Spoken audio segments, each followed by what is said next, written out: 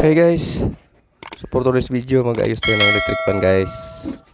Ayon sa may-ari guys, nadaganan daw ito ng foam.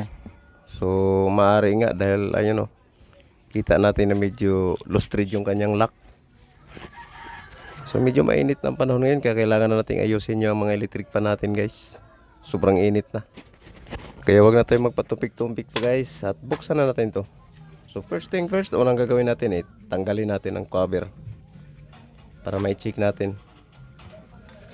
Pero duda ako nito is mayroon pang ibang problema nito, no? Hindi lang hindi lang dahil sa nalaganan ng foam. So may problema pa ito na iba. Sa aking pananaw kasi tinester natin, walang gumagana kanina. So ngayon titingnan natin baka lang may naputol or what. So ayan, tinanggal na natin, wala nang cover.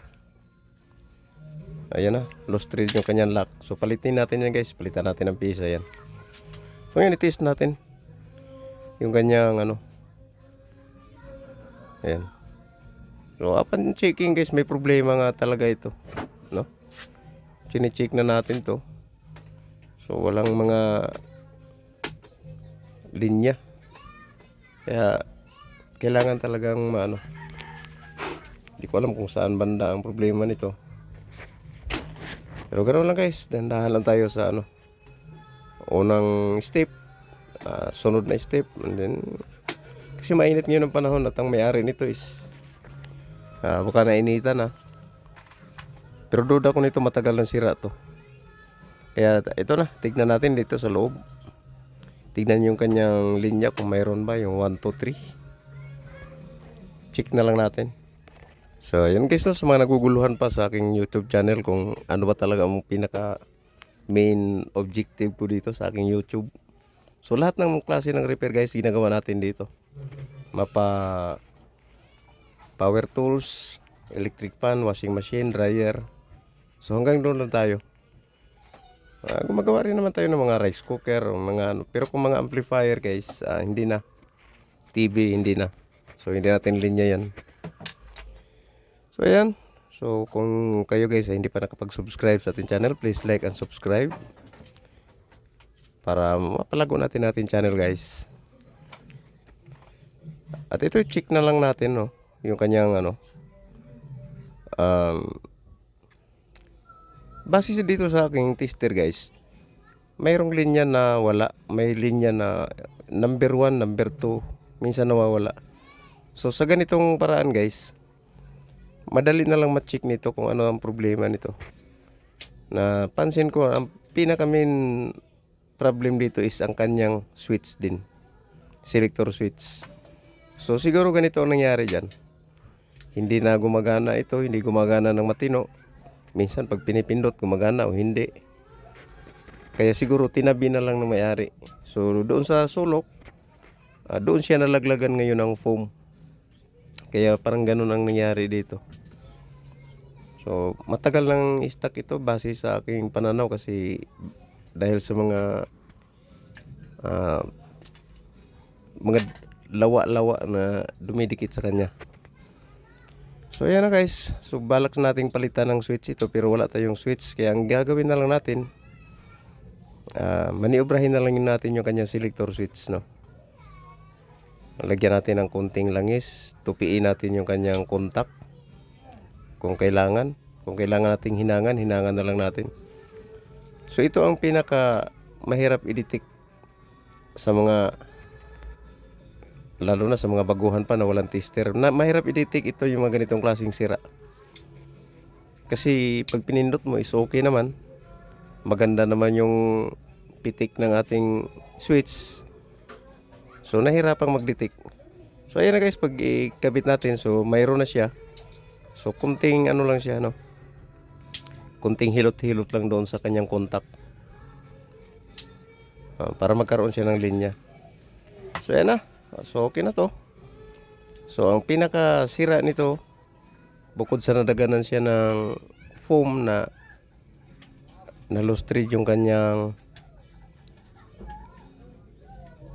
lock. So pati ang switch nito is palitin din pero ginawa na lang natin ng maniobra ito. para naman makatipid yung may-ari. So, konti lang naman ang mga bayad ko dito guys, no? Sa mga ganitong klaseng repair. Lalo pat kapitbahay lang. Pero dito sa ating trabaho guys, is nagre-repair tayo ng kung ano-ano. Maliban sa mga amplifier at mga TV. So, yun ang mahirap para sa akin. Bukod dyan, naglalamob din tayo kapag may time. So ito okay na. So kailangan na nating ayusin ito para maibalik na at mababawasan yung sikip din ng ating bahay. So yan nga ang problema nito, no, yung ano lang, yung kanyang lock at saka yung kanyang switch. Tapos siyempre konting langis-langis sa ating sa kanyang bushing at saka shafting para maging spot ang kanyang ikot. At subukan natin paikutin ito guys. Kung malakas na, so wag na natin palitan ng kapasitor. Pero kung mahina, kailangan nating palitan ng kapasitor ito. Check din natin ang likod nito kung may mga problema pa. Ayan, langis na lang kailangan. Langis-langis lang. Tapos i-check natin yung kanyang gearbox mamaya kung okay naman. So wag nang palitin. Kung ang kanyang ikot ay malakas, so wag na ring palitan ng kapasitor. Para ganun lang. Kasi kung palitan natin ng kapasitor guys, magcha-charge ng 50 ang may-ari. So dagdag yun. Okay na yan, ganyan. So yan na pala, patapos na tayo guys. Testing muna natin, no? I-try muna natin. Lagyan natin ng ilisi. So ingat lang kayo guys sa pagpaikot ng mga ilisi na ganyan na walang mga takip, no? Kasi baka tatalsik at matatamaan kayo. So ayun na guys. So kung nakita natin malakas pa naman yung kanyang number 1, no? So mayroon na, may linya na lahat. May linya yung kanyang number 1, number 2 at saka number 3. So nagawa natin ng paraan yun. So kanina talagang yan, problemado tong switch na ito. So walang linya na dumadaloy. So ginawa natin ng paraan yon. Ayan, i-fix na natin. Total okay naman. Ayan. So kabit na natin to. Nahugasan ko na rin to. Pinahugasan ko na sa anak ko to para malinis tignan. So marami na kasing lawa-lawa yan guys. Binahayan na ng gagamba. So siguro matagal. Ito palitan natin to. Mayroon tayong bago dito. Yan. Para ano na. Para fix na. Yan. So ganoon lang guys ang pag-repair, no. Mga importante may tester tayo. Kasi kung wala tayong tester guys, ang napakahirap i-detect na sira itong switch, no. Akala natin is good kasi ang ganda pa ng pitik niya, pag diniin mo nagdidiin. Pero hindi natin alam na naglulos na pala ang contact niya sa loob. So mahirap i-detect yun lalo sa mga baguhan. So pakiramdam natin is sira na yung motor. Pero tester lang kailangan, tiyaga-tiyaga lang guys. Ganun lang naman dito. Alam mo dito sa Manila, ganyan lang ang buhay dito guys. Buhay-buhay lang. Ayan na, ikabit na natin to. And then after matapos to, so ano pang gagawin natin? Babalik na natin to sa may-ari.